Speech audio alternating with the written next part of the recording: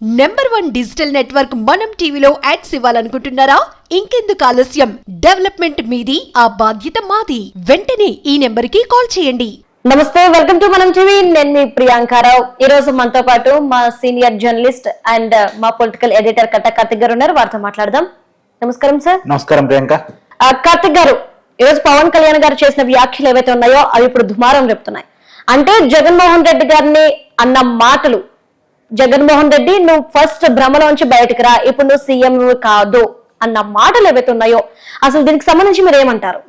కరెక్టే కదా ఆయన అన్నది. జగన్ యాక్షన్ కి పవన్ రియాక్షన్, అది రైటా రాంగా నువ్వు అడిగేది. జగన్ ఏం యాక్షన్ చేశాడు, పవన్ కళ్యాణ్ ఏం రియాక్షన్ ఇచ్చాడు? జగన్ యాక్షన్ ఏంటి? ఇవాళ అసెంబ్లీ సమావేశాలు, గవర్నర్ గారి ప్రసంగం.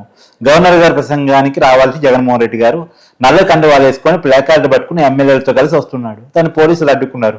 అడ్డుకునే క్రమంలో జగన్ గారు వాళ్ళతో గొడవకు దిగారు. పోలీసులకు వార్నింగ్ ఇచ్చారు. ఒక పోలీస్ ఆఫీసర్ పేరు తీసి మధుసూదన్ రావు జాగ్రత్త, అధికారం ఎప్పుడు ఒకే రకంగా ఉండదు, నా దగ్గరికి వస్తుంది, నీ సంగతి చూస్తున్నట్టు బెదిరించారు. బెదిరించిన తర్వాత సరే అయినా సరే అసెంబ్లీకి వచ్చారు. అసెంబ్లీకి వచ్చిన తర్వాత కూర్చొని గవర్నర్ ప్రసంగం విన్నారా? వెళ్ళలేదు. మళ్ళా మేము వాకౌట్ చేస్తున్నాం అని చెప్పి వెళ్ళిపోయారు. సో ఈ రకంగా జగన్ గారు వ్యవహరించడం పట్ల పవన్ కళ్యాణ్ గారు రియాక్ట్ అయ్యారు. ఇది కరెక్ట్ కాదు కదా, ఇంకా సీఎం కాదు కదా, భ్రమంలో నుంచి బయటికి రావాలి. ఎందుకు భ్రమంలో జగన్మోహన్ రెడ్డి ఉన్నాడు? ఈ మధ్య కాలంలో వరుసగా వార్నింగ్లు ఇస్తున్నాడు. చంద్రబాబు నాయుడికి, ఇంకోరికి, ఐపీఎస్కి వార్నింగ్లు ఇస్తున్నాడు. ఆయన ఏంటి వార్నింగ్లు ఇచ్చేది? జగన్మోహన్ రెడ్డి ముఖ్యమంత్రి కాదు కదా. ఇవాళ కేవలం 11 మంది ఎమ్మెల్యేలు ఉన్నట్టు ఒక రాజకీయ పార్టీకి అధినేత, ఒక మాజీ ముఖ్యమంత్రి. సో తన విధి ఏంటి? ఒక ఎమ్మెల్యేగా ఇవాళ గవర్నర్ గారి ప్రసంగానికి హాజరై విని దాంట్లో లోటుపాటు ఉంటే రేపు అసెంబ్లీ సమావేశంలో చర్చించి విధానపరమైన నిర్ణయాల్లో పాల్గొంటూ ఆయన బాధ్యత. ఆయన బాధ్యత నుంచి తప్పించుకొని ఆయన తప్పుకోవడమే కాకుండా ఆయనతో పాటు ఆయన ఎమ్మెల్యేలను కూడా ఫోర్స్ చేసి గవర్నర్ ప్రసంగాన్ని అడ్డుకునేలా ప్రయత్నం చేయటం ఇది కరెక్ట్ కాదు కదా. ఇదే పవన్ కళ్యాణ్ గారు చెప్పారు, దీంట్లో తప్పే ఉంది. జగన్మోహన్ రెడ్డి గారు చేసిన దానికే పవన్ కళ్యాణ్ గారు రియాక్ట్ అయ్యారు. జగన్మోహన్ రెడ్డి గారు పద్ధతిగా అసెంబ్లీకి వచ్చుండి, పద్ధతిగా గవర్నర్ గారి ప్రసంగం వినండి, ఏదైనా తప్పులు ఉంటే రేపు అసెంబ్లీలో చర్చించుండంటే ఇలా జరగకపోదు.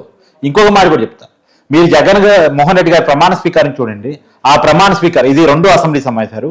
మొదటి అసెంబ్లీ సమావేశాల్లో కేవలం కొన్ని నిమిషాల పాటు కేవలం జగన్మోహన్ రెడ్డి అని పేరు పిలిచినప్పుడు వచ్చేస్తాం, ఆయన ప్రమాణ స్వీకారం చేయటం, వెంటనే వెనక్కి వెళ్ళిపోయి ఒక్క నిమిషం ఉన్న అసెంబ్లీ చైర్లో కూర్చున్నాడా?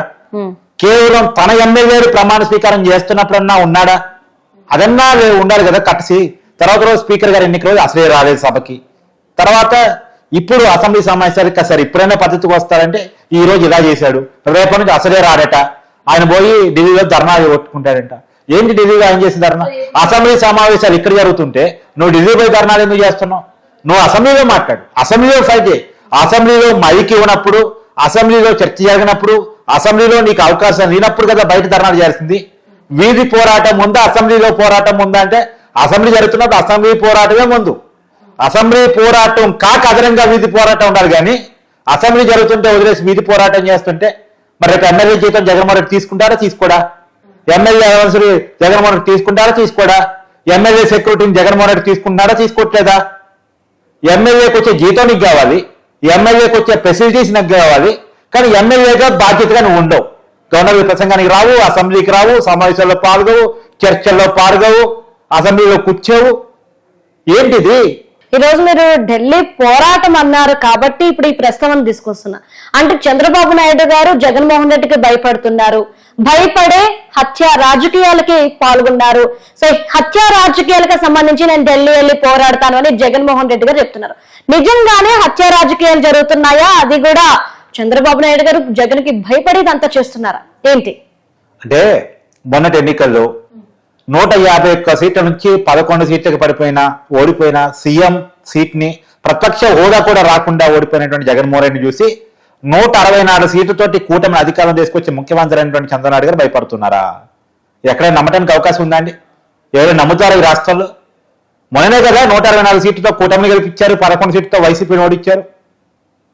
ఇంత భారీ తేడా ఉన్నటువంటి చోట చంద్రబాబు గారు జగన్ చూసి భయపడతారా? ఈయన కేసులు పెట్టినప్పుడే భయపడలేదు, ఈయన ఇబ్బంది పెట్టినప్పుడే భయపడలేదు. ఇవాళ అధికారంలో ఉండి ముఖ్యమంత్రిగా ఉండి జగన్ చూసి చంద్రబాబు గారు భయపడతారా? ఆయన ఇవాళ కొత్త సీఎం అనుకుంటున్నారా? కొత్తగా ఇవాళ రాజకీయాల్లోకి వచ్చారనుకుంటున్నారా? 4 దశాబ్దాలుగా రాజకీయాల్లో చంద్రబాబు గారు ఉన్నారు. 1978 నుంచి పాలిటిక్స్ లో ఉన్నారు ఆయన. 1978 నుంచి ఎమ్మెల్యేగా ఉన్నారు ఆయన. ఇలా 4 దశాబ్దాల రాజకీయ జీవితం, 9 సార్లు ఎమ్మెల్యే, 4 సార్లు ముఖ్యమంత్రి. చంద్రబాబు నాయుడు గారి హిస్టరీ ఇది. జగన్మోహన్ రెడ్డి గారి హిస్టరీ ఎక్కడండి? 2009లో స్టార్ట్ అయింది.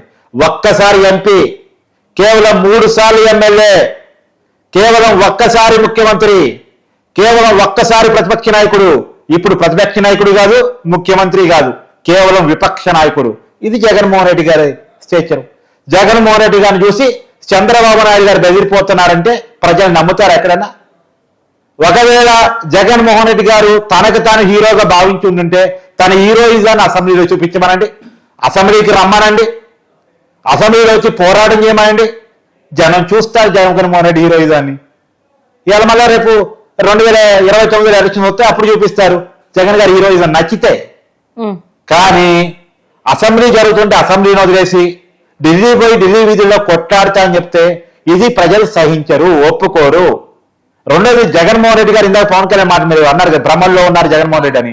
ఇందుకే అన్నది, ఇందుకే నేను ముఖ్యమంత్రిని, నన్ను చూసి అందరూ భయపడుతున్నారు, నేను పులిని, ఇవన్నీ జగన్మోహన్ రెడ్డి గారు తనకు తను ఊహించుకుంటా ఉంటారు.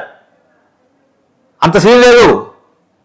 జగన్ చూస్తే సొంత చెల్లి షర్మిలాను భయపడట్లా, ఎదురు తిరిగింది.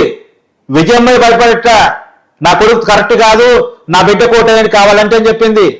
ఆమె అభిమానించే వాళ్ళకి ఎవరైనా భయపడతారు. ఈవెన్ ఆయన వల్ల, ఆయన పార్టీ ఎంపీ వల్ల కేసు వాళ్ళ మీద ఉంది కదా, నిందితులు వాళ్ళు ఉన్నారు కదా. బాబాయ్ హత్య కేసు, వివేకానంద రెడ్డి కేసు, ఆ కుటుంబం కూడా భయపట్ల, బాధిత కుటుంబం ఎదురు తిరిగి పోరాటం చేస్తున్నారు. ఇవాళ ఎవరండి ఎవరికి భయపడేది? ఎవరికి భయపడి గుర్తుపెట్టుకోవాలి జగన్మోహన్ రెడ్డి గారు. అసలే ఓడిపోయి నేను చూసి గెలిచిన వాళ్ళు ఇంకా ఎందుకు భయపడతారు? అయిపోయింది, నీ శకం ముగిసిపోయింది. మళ్ళా నీ శకం కావాలనుకుంటే నువ్వు అవుట్ అండ్ రైట్ గా ఫైట్ చేయి, నీ విధానాలను చెప్పుకో. నువ్వు అసెంబ్లీకి వచ్చి నా పార్టీ కార్యకర్తల మీద దాడులు జరుగుతున్నాయి, నా పార్టీ కార్యకర్తలను చంపుతున్నారు, మా మీద దాడులు చేస్తున్నారు, అక్రమంగా కేసులు పెడుతున్నారు, నువ్వు సబ్జెక్ట్ తోటి సాక్ష్యాధారాలతోటి వచ్చి అసెంబ్లీలో పోరాటం చేయి. సార్ మరి అంటే ఇప్పుడు హత్య రాజకీయాలు అంటున్నాం కాబట్టి జగన్మోహన్ రెడ్డి గారు ప్రెస్ మీట్ లో ఒక మాట అన్నారు, కూటమి ప్రభుత్వం ఏర్పడిన ఈ కొద్ది రోజుల్లోనే 36 హత్యలు జరిగినాయి, వైసీపీ వాళ్ళు మరణించారు, హత్యలు జరిగినాయి అనేసి అంటున్నారు. మరి దీనికి ఏమంటారు? ఇప్పుడు 36 హత్యలు జరిగాయని చెప్పి చెప్తున్నారు, లెక్కలతో చెప్పమని హోంమంత్రి అనిత గారు అడిగారు. అవును, సరే వాళ్ళు ఎప్పుడు చెప్తారు? ఢిల్లీలో చెప్తారా? అసెంబ్లీకి వచ్చి చెప్తే బాగుండేది, అసెంబ్లీలో చెప్పలేదు. ఢిల్లీ ధర్నాలు చెప్తారని చూస్తున్నా, నేనైతే వెయిటింగ్, అయితే రాష్ట్ర ప్రజలు కూడా వెయిటింగ్. సో ఎక్కడెక్కడ చంపుకున్న అందరినీ తీసుకొచ్చి ఈ ఘటన కడతారా అనేది కూడా డౌట్. ఎందుకంటే మీకు ఉదాహరణ చెప్తానండి, ఇవాళ వినుకొండ పోయారు జగన్మోహన్ రెడ్డి గారు, రషీద్ కుటుంబాన్ని పరామర్శించడానికి వెళ్ళారుగా. అసలు రషీద్ ఎలా జరిపాడు తెలుసా? రషీద్ జిలానీ వీళ్ళిద్దరికి ఎప్పటి నుంచో పడదు. వీళ్ళిద్దరూ వైసీపీ కార్యకర్తలే, వైసీపీ అధికారులు ఉన్నప్పుడు వీళ్ళిద్దరూ వైసీపీ కరుడు కట్టిన కార్యకర్తలు. అయితే వీళ్ళిద్దరి మధ్య వర్గ విభేదాలు గొడవలు జరుగుతుండే. లాస్ట్ ఏకాదశి రోజు ఇద్దరు వైసీపీలో ఉన్నప్పుడే ఆ రోజు రషీద్ ఇంటి జిలానీ ఇంటికి పోయి రషీదు బైక్ దగ్గర పెట్టి గొడవ చేశాడు. సో అప్పుడు ఎమ్మెల్యే కానీ లోకల్ లీడర్ కానీ అంతా రషీద్ సపోర్ట్ చేశారు. ఆ రోజుల్లో పార్టీ తనకు అనుకూలంగా లేదని చెప్పేసి ఆ పార్టీ నుంచి టీడీపీలోకి వచ్చాడు. ఏది మిగతా పార్టీ నాయకులు ఎలా వైసీపీ నాయకులు ఎన్నికల ముందు పార్టీలు మారారో అలానే జిలానీ కూడా పార్టీ మారాడు. శ్రీకృష్ణదేవరాయలు ఎలా మారాడు, మిగతా వాళ్ళు ఎలా మారారు, అలా ఇతను కూడా మారాడు. ఈ మాట నేను చెప్పడం కాదు, అంబటి రాంబాబు చెప్పాను నేను ప్రెస్ మీట్ లో. జిలానీ మా పార్టీ కార్యకర్త, ఎన్నికల ముందు పార్టీ మారాడు, లావు శ్రీకృష్ణదేవన్ ఎలా మారాడు, మిగతా వాళ్ళు ఎలా మారారు, ఇతను కూడా అలాగే మారాడు అని చెప్పేసి అంబటి రాంబాబు వైసీపీ పార్టీ అధికార ప్రతినిధి మాజీ మంత్రి ఒప్పుకున్నమాట. సో వైసీపీలో ఉన్నప్పటి నుంచి వీరిద్దరు పడట్లేదు కదా. ఇవాళ జిల్లాని రషీద్ చంపటం వాళ్ళిద్దరికీ పడిన వర్గ విభేదంగా చూడాలా, రాజకీయ కష్టంగా చూడాలా? ఈయన మొదటి నుంచి టీడీపీలో ఉండి, ఆయన మొదటి నుంచి వైసీపీలో ఉండి, వీరిద్దరి మధ్య రాజకీయ వైరం మాత్రమే ఉంటే రాజకీయ కక్ష అంటారు. కాదు, వీరిద్దరి మధ్య ఉంది వ్యక్తిగత కక్ష. ఒకే పార్టీలో ఉండి వ్యక్తిగత కక్షలు పెంచుకున్నారు.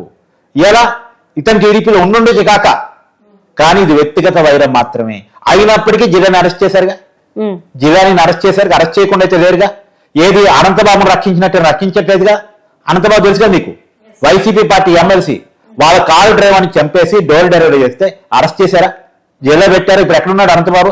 పార్టీలోనే ఉన్నారుగా, ఎమ్మెల్సీ పదవిలోనే ఉన్నారుగా, సస్పెండ్ చేయలేదుగా, పార్టీని తీసేయలేదుగా, జైల్లోనే ఉంచలేదుగా, బయట తిరుగుతున్నారు కదా. రేపు ఢిల్లీలో ధర్నా కూడా కూర్చుంటారు కదా అనంతబాబు. పక్కన అనంతబాబును పెట్టుకొని హత్య రాజకీయాల గురించి జగన్మోహన్ రెడ్డి గారు ఉపన్యాసం ఇస్తుంటే రాష్ట్ర ప్రజలు చెవులు ఆలకించి వినాలా? కామెడీ లేదండి? కామెడీ లేదా ప్రియా నీకు? Right right, thank you so much sir.